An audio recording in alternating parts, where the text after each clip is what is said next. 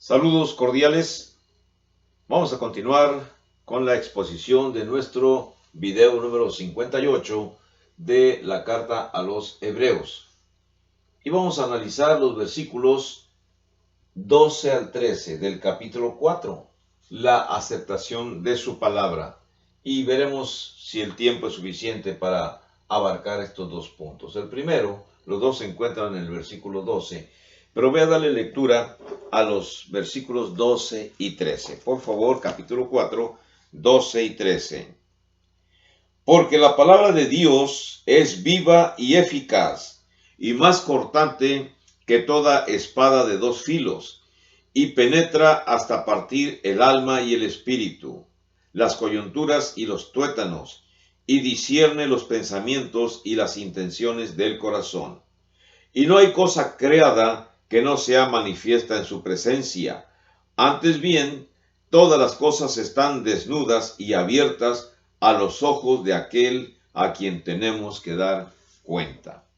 Vamos a analizar esta cuestión. Miren, las amonestaciones que aparecieron en el capítulo 4, desde el verso 4 hasta el verso 11, van a concluir en los versículos 12 y 13, con esa declaración que acabamos de leer, que dice que el no hacer caso a la palabra de Dios realmente constituye un grave error.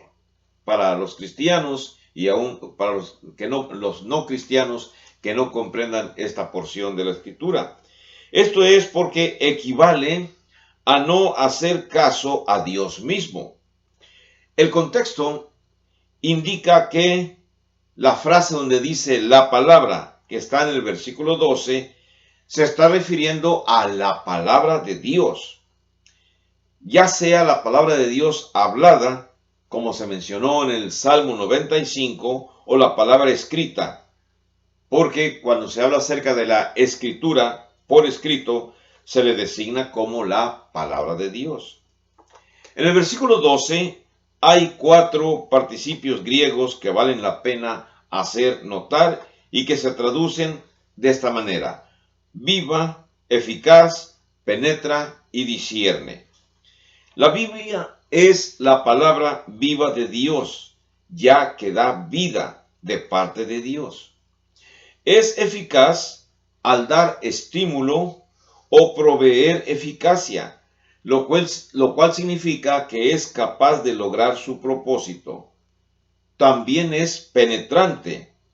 Dios, por medio de su palabra escrita, penetra nuestro ser hasta lo más profundo de nuestra alma por medio de su verdad. Con el poder persuasivo de su mensaje, llegamos a vernos, los humanos, cuando estudiamos la Biblia, llegamos a vernos como los pecadores culpables que somos. Entonces, mediante la gracia demostrada en el mensaje de las Escrituras, nos hacemos creyentes de la gloriosa esperanza que hay de entrar en su reposo eterno. Finalmente, la palabra de Dios discierne, porque Dios conoce nuestros corazones. No hay nada que no sea manifiesto delante de Él, según leímos en el versículo 13. Así que la palabra de Dios es viva y eficaz. Miren, la palabra escrita de Dios es viva. Se deriva del término griego sao, con Z-A-O, y también del término griego, la frase eficaz se deriva del término griego energes. La palabra de Dios puede diagnosticar y revelar los pensamientos del corazón humano. Es una afirmación tremenda que el autor está mostrando en estos momentos en los versículos 12 y 13. No es extraño que a la palabra de Dios se le considere viva. La palabra de Dios tiene vida, una vida activa, y como lo indica el tiempo gramatical, está o es constantemente activa. No es que fue activa cuando se escribió la Biblia, sigue siendo activa en la actualidad cuando la leemos. Es poderosa. La declaración en cuanto a que la palabra de Dios es eficaz nos recuerda al profeta Isaías en capítulo 55, verso 11, en donde el profeta Isaías declaró que la palabra de Dios no regresaría a él vacía, sino que haría todo lo que desee que haga. Puesto que nada puede estar oculto de Dios, lo correcto es que Dios mismo haya diseñado el Evangelio para que afecte cada parte de nuestro ser y exponga nuestras fallas. Interesante para usted, si gusta analizar más de lo que es el Evangelio, en los videos que presento en Moctezuma, Plan de Salvación. Hasta el episodio 37 o 38, hablo acerca de cómo se obedece el Evangelio. A la vez que también la palabra de Dios nos revela cómo somos nosotros, Dios también se revela a sí mismo en su palabra. O sea que entre Dios y su palabra existe la más estrecha relación posible. No podemos decir que existe Dios y que no existe su palabra, o que existe su palabra y que no existe Dios. Puede que la frase palabra de Dios del versículo 12 sea un circunloquio, vamos a decir, una estrategia que utilizan los oradores. Es una referencia indirecta de Dios mismo, en vista de que el versículo 13 cambia fácilmente para hablar de Dios. La palabra puede informarle al lector dónde está espiritualmente enfermo y provee de la cura verdadera para las enfermedades de su alma. El mensaje de Dios no es para un pasado muerto, sino que está viva para nosotros hoy. Recordemos lo que dice el texto del versículo 7, capítulo 4, verso 7. Dice así: otra vez determina un día, hoy, diciendo después de tanto tiempo por medio de David, como se dijo: si oyereis hoy su voz, no endurezcáis vuestros corazones. ¿Cuándo es el día efectivo para oír la palabra de Dios? Hoy, no es mañana. El mañana no es seguro para nosotros y el ayer ya sucedió. Así que hoy es el día adecuado para oír la palabra de Dios. Así que el vocablo palabra que aparece en el versículo 12 proviene del término griego logos, que yo sé que algunos de ustedes ya la recuerdan bien, que es un término usado para referirse a Jesucristo. Algunos escritores antiguos vieron también en este pasaje una referencia a Jesús, porque aparece la palabra logos, y adoptaron ese punto de vista porque a ellos les parecía que las palabras mismas de Dios, verbales o escritas, no tenían el poder que se les atribuye a ellas. Sin embargo, no fueron al extremo esos escritores antiguos, como algunos escépticos que en esta época ven en la palabra escrita de Dios letras muertas, con poco o con ningún poder. Sobre todo las personas que abiertamente rechazan la Biblia como un libro pasado de moda y que no les afecta y que no es útil en esta época. Estos escépticos simplemente son aquellos que menosprecian a Dios, menosprecian su palabra y por supuesto menosprecian a nuestro Señor Jesucristo. Otra frase que aparece aquí en el verso 12, la palabra de Dios es penetrante. Miren, el texto del versículo 12 dice: porque la palabra de Dios es viva y eficaz y más cortante que toda espada de dos filos y penetra hasta partir el alma y el espíritu, las coyunturas y los tuétanos, y discierne los pensamientos y las intenciones del corazón. Partir significa separar la parte física nuestra y la parte espiritual, que es el propósito de la palabra.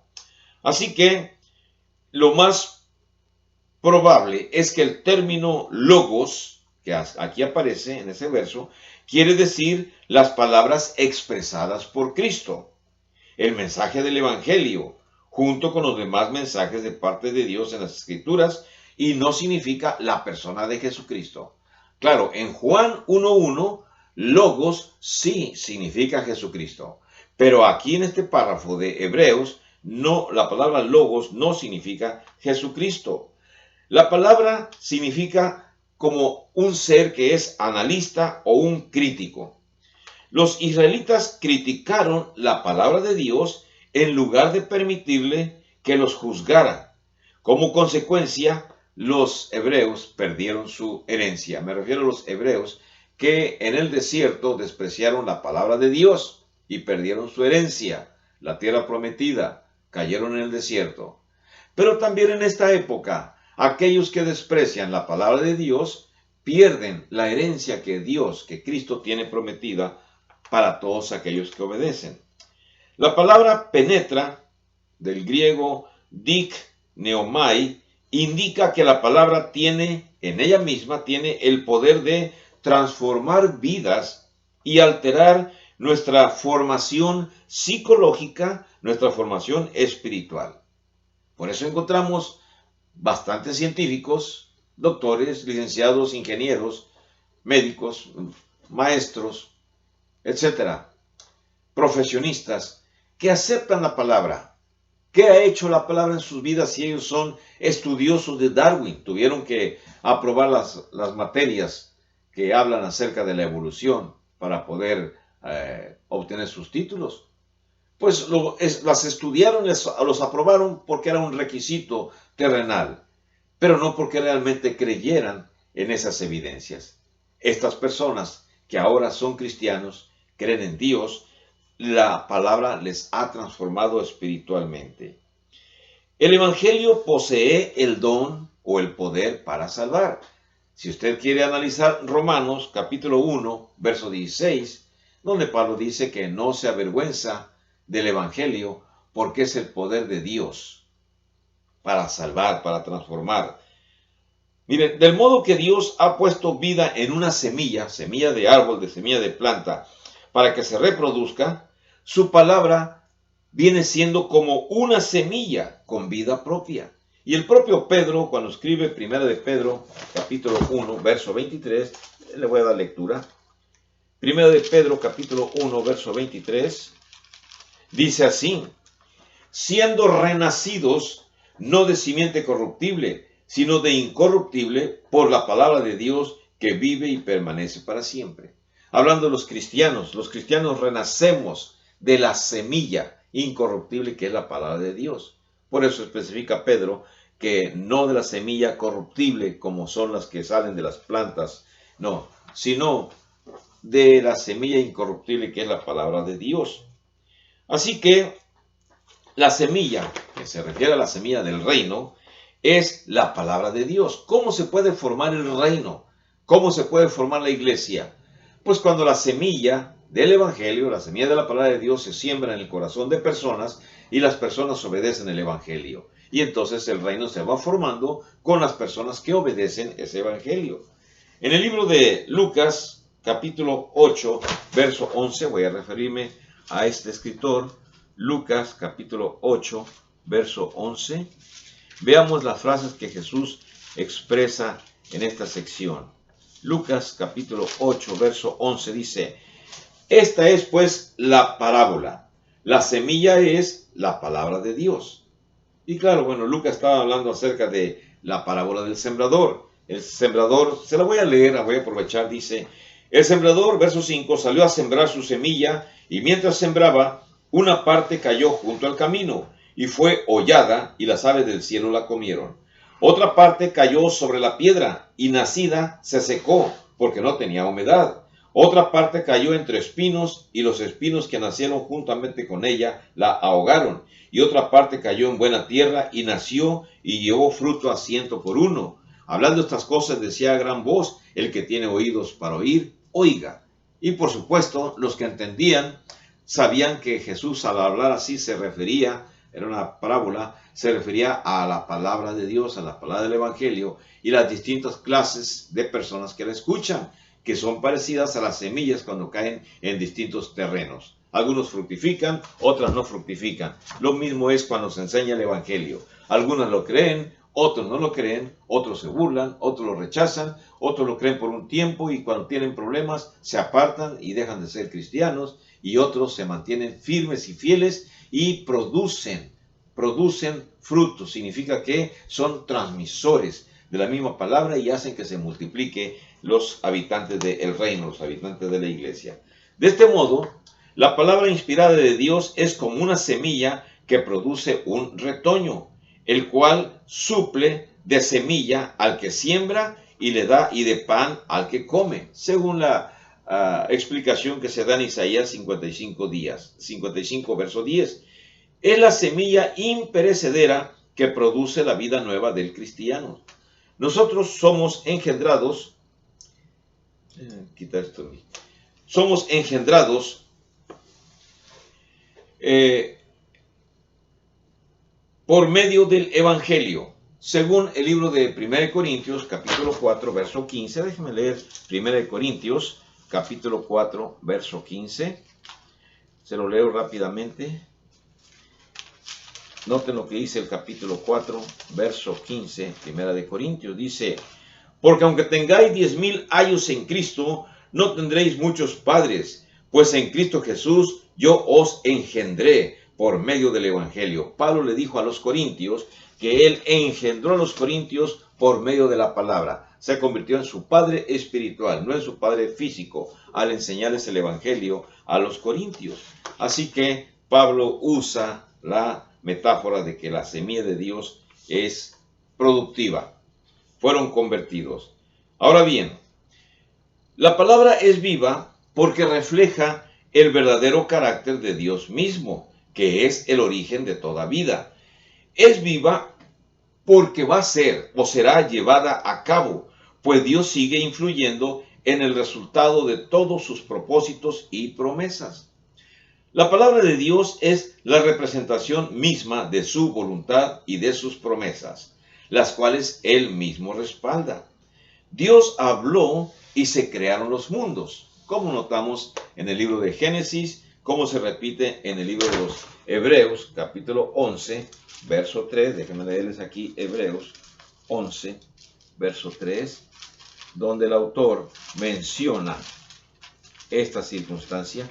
Dice el verso 3, por la fe entendemos haber sido constituido el universo por la palabra de Dios, de modo que lo que no se ve fue lo que se ve, fue hecho de lo que no se veía. Hablando en Hebreos acerca de la forma en que Dios creó el universo. De la materia creó, de la energía creó la materia. Bien, esas palabras que provenían de Dios advirtieron también, como se nota en el Salmo 95, del 7 al 11, de la posibilidad de que los judíos no entraran en su reposo. Fue un aviso de que no iban a entrar. Sus propias palabras pueden mantener a los pecadores fuera de su presencia. A los judíos se les dijo, no entrarán en mi reposo, muriendo todos aquellos mayores de 20 años que salieron de Egipto y salvándose únicamente de los más viejos, solamente Josué y Caleb. Y de los nuevos, todos los que nacieron en el desierto, dice el texto bíblico, fueron salvados.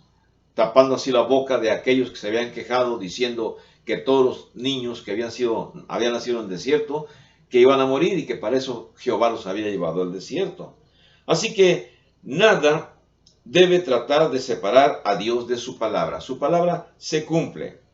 Los seguidores de un pensador, un filósofo europeo llamado Juan Calvino, creen que la palabra no tiene poder real, sin que haya por separado una acción en el corazón de parte del Espíritu Santo.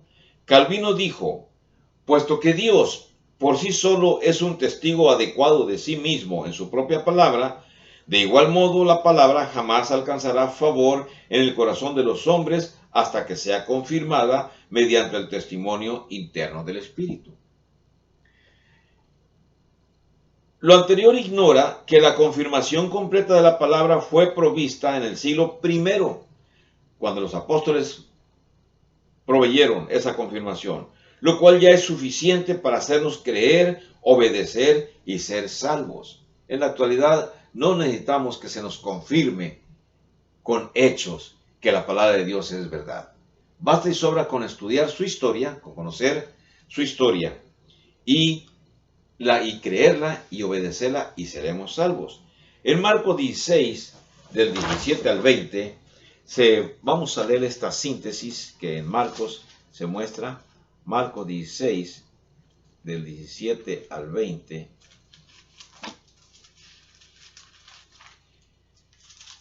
Dice el párrafo, capítulo 6, capítulo 10.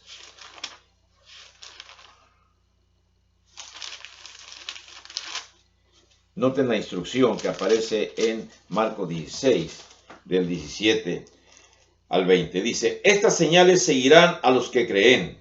En mi nombre echarán fuera demonios, hablarán nuevas lenguas, tomarán en las manos serpientes, y si bebieren cosa mortífera, no les hará daño. Sobre los enfermos pondrán sus manos y sanarán.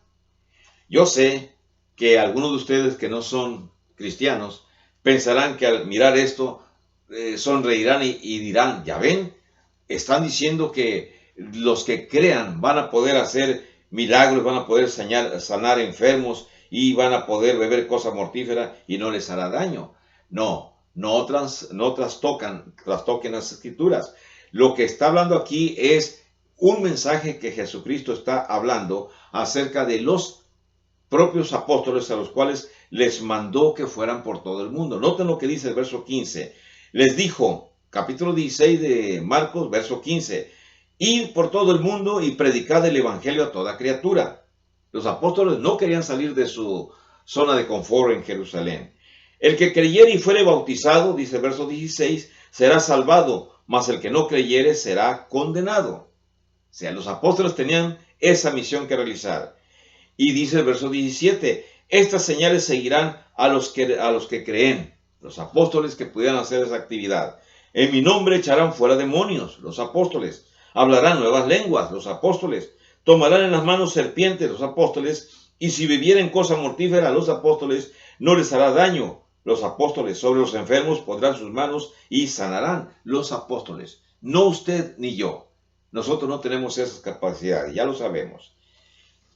Déjenme hablar un poquito más acerca de lo que estamos explicando. Miren, en Juan capítulo 20, versos 30 y 31, y en Hebreos 2, del 1 al 4, primero voy a leerles Juan 20, 30 y 31.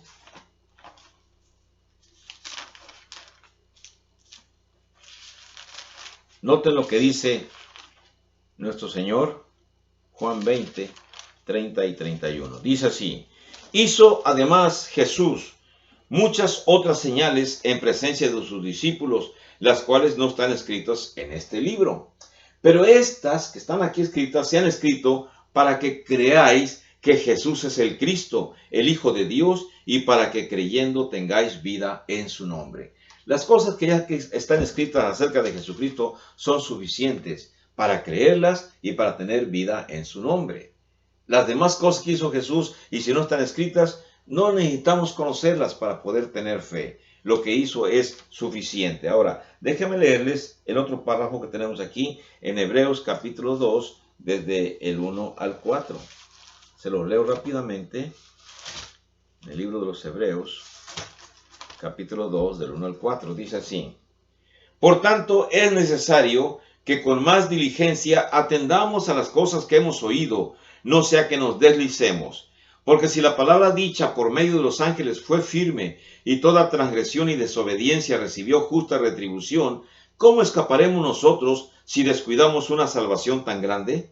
La cual, habiendo sido anunciada primeramente por el Señor, nos fue confirmada por los que oyeron, los apóstoles, testificando Dios juntamente con ellos, los apóstoles, con señales y prodigios y diversos milagros y repartimiento del Espíritu Santo según su voluntad. La actividad de los apóstoles fue milagrosa porque Dios les dio esa capacidad, pero esa capacidad se termina cuando fallece ya el último apóstol. Los apóstoles también podían transmitir esa capacidad milagrosa a otros cristianos, pero hasta ahí terminó la actividad milagrosa. Los siguientes cristianos que también pudieron realizar esas actividades no pudieron retransferir el don a otras personas. Así que lo que estamos leyendo es suficiente para creer. Todo argumento a favor de la necesidad de una confirmación actual, una confirmación adicional, rechaza el poder acusador del Evangelio. O sea, si una persona en la actualidad solicita que haya milagros para poder creer en Dios, pues los mentirosos les van a dar sus milagros. Y entonces sí, van a ser engañados, porque quieren ser engañados. Así que, tal argumento niegan que haya vida en la semilla, es decir, en la palabra de Dios. Primera de Pedro 1, versículo 23, nos habla acerca de que la palabra de Dios es viva y eficaz, que dé nueva vida al alma agonizante. Esta idea está basada en un malentendido de las Escrituras, acerca de que en la actualidad los creyentes pueden ejecutar los actos milagrosos.